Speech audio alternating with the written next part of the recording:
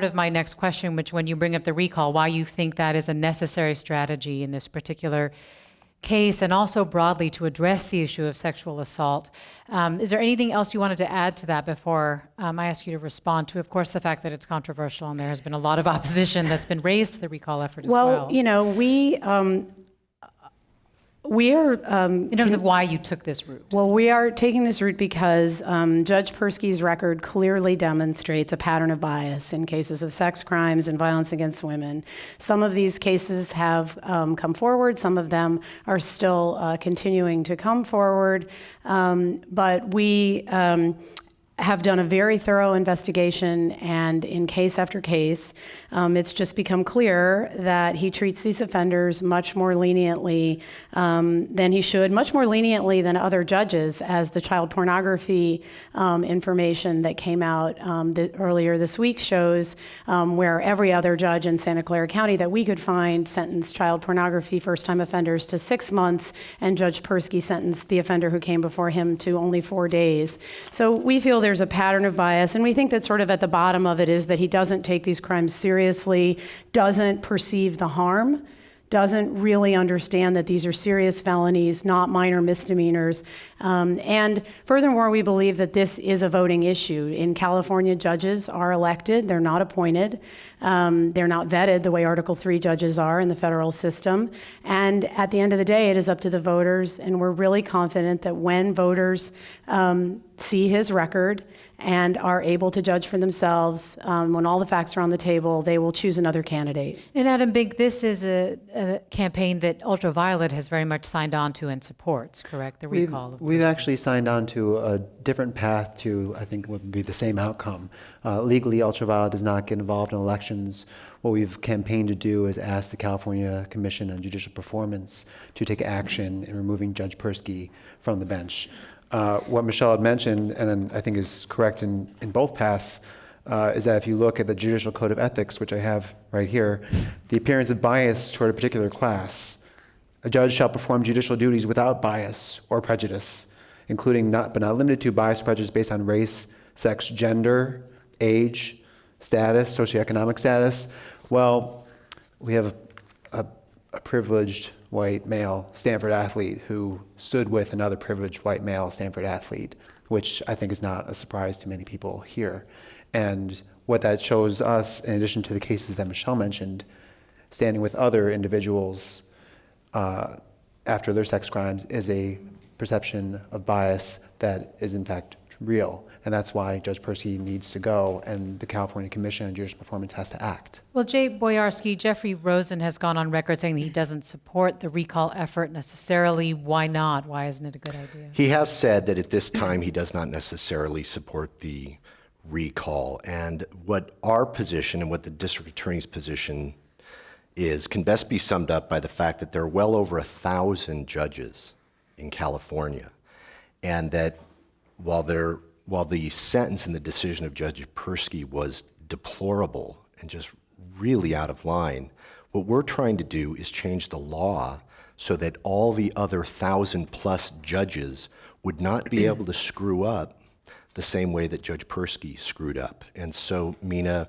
we've introduced a piece of legislation in the legislature. It's AB 2888, which I'm proud to say just passed out of the state Senate unanimously.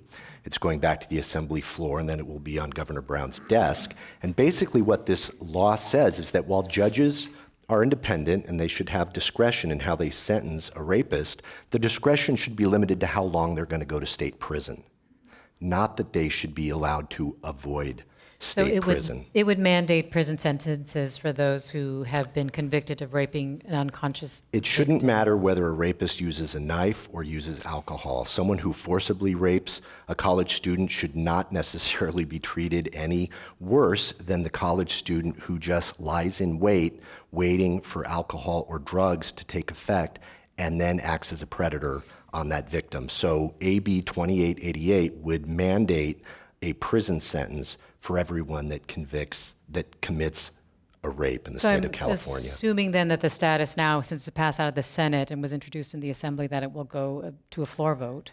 And then to the governor's desk, any indication if Governor Brown is interested in signing it? He's notoriously tight-lipped about these sorts of things, and sitting with Congresswoman Spear, I wouldn't talk. I'm no expert on how the legislature works, but we're very optimistic that the governor will sign this much-needed And that reform bill. legislation has raised its own controversies just in terms of mandatory sentencing. But before we get into that, I do want to ask Michelle Dauber, just so that we can complete this conversation around the recall, and I'm sure the audience members will have questions around that as well. But, what is your reaction? There was a Merck article where several prominent, law professors signed it. I'm sure you're familiar with this letter that basically laid out their arguments for why it would not be a good idea to recall this judge, including the fact that it would undermine their independent, if they're concerned about whether or not they could be ousted by somebody who didn't like the way that they sentenced a particular convicted felon, I guess in the case of Brock Turner, but that it sort of undermines their independence and their ability to do what they feel is right, separate from public opinion. What's your response to that? Well, I'm not worried about that. I'm worried about judicial bias, right? Independence is a privilege, right? And it comes with the understanding that you will act without bias. And so bias itself has an extremely corrosive effect on the legitimacy of the system and on the willingness of rape victims and domestic violence victims, which also seems to be a particular problem for this judge, to come forward and seek the help of the criminal justice system. It also, there's a lot of empirical research that shows that when people do not have access to an unbiased decision maker, they lose faith in the system generally, in the whole legal system. It's essential to the rule of law. Every person is entitled to an unbiased decision maker. And right now, we believe that the people coming before Judge Persky, both defendants, as I think the sentencing of a defendant of color shows when contrasted with Mr. Turner, and victims deserve an unbiased decision maker. And just to wrap that up, I just want to say that the idea that all judges are suddenly going to become scared if we win this recall, I think that, it sort of has a low opinion of judges contained within it, right? That all these judges are so morally abased that they're just suddenly going to start throwing people in jail even when they don't think it's the right thing to do because they are afraid. And I have more confidence in the other 999 judges in the state of California than that. I think that the way to deal with a bad judge who is elected is to unelect that judge. And so I'm not worried. Also, recalls are hard. Recalls are very difficult. They're expensive, they're costly, they're time consuming. We're going to raise $1 million. What's the status for of this? your recall? So we are doing great. We have been endorsed by many members of Congress and other elected officials around the state. Including Congresswoman Spear? And Around why this- not Congresswoman Spear? Well, I have had many conversations with Michelle about this, and I didn't mean for her to put you on the spot, by the way. I did Well, not if you- give her that question at all, and you can pass if you want. yes, but no, I think did. it's a very important question, and I haven't taken a position on the recall. I have indicated that I really want to see him forced to step down. To Michelle's point, it's a very costly procedure. It's going to require the electorate to stay focused on this issue for another year and 3 or 4 months.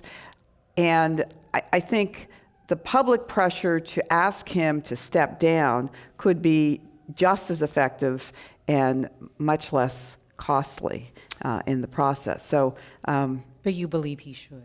I believe he should. I think there's a very strong case to show that. And let me just say that I welcome the opportunity to keep this issue in the public eye for the next year. From my perspective, this is an opportunity because we're going to communicate with voters in Santa Clara County. And by the way, 67% of Santa Clara County voters support the recall. And that is an independent poll not conducted by the campaign. And it was before they even knew about the child pornography defendant who got a completely unreasonably lenient sentence, much less than any other judge in the county was giving out for the exact same crime. And he had a screensaver of an infant being raped on his iPad when he was arrested by the police. So that was before they knew about him. So Some I'm would pretty argue confident. that would show some level of consistency, I guess, on Yes. Persky's part.